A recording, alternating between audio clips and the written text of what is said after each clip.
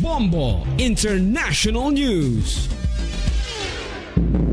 Inanunsyo ni US President Donald Trump na ayaw niya nang palawigin pa ang umiiral na ceasefire o tigil putukan sa pagitan nila ng Iran. Kasabay yan ang babala na maaaring muling umatake ang Amerika kung walang makakamit na kasunduan sa lalong madaling panahon.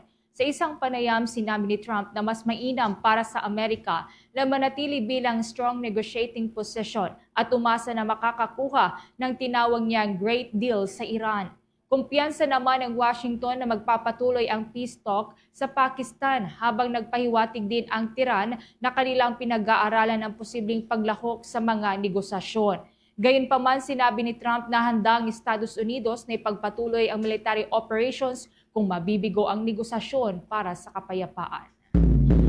Samantala, kinadismaya naman ni Ukrainian President Volodymyr Zelensky ang sunod-sunod na pagbisita ng mga envoy ng Estados Unidos sa Moscow nang hindi man lamang dumaraan sa Kiev na anya isang paglapastangan sa gitnang nagpapatuloy na digmaan sa Ukraine. Sa isang panayam, sinabi ni Zelensky na bagamat nauunawaan niya mga logistical challenges, hindi maikakaila na ang pagpunta ni Steve Witkoff at Jared Kushner sa Russia nang hindi binibisita ang Ukraine ay nagpapakita umano ng kakulangan sa paggalang. Si Witkoff na special envoy ni US President Donald Trump ay ilang beses nang nakipagpulong kay Russian President Vladimir Putin sa Moscow. Napag-alaman na kahit kailan ay hindi pa bumibisita ang mga opisyal sa Kiev.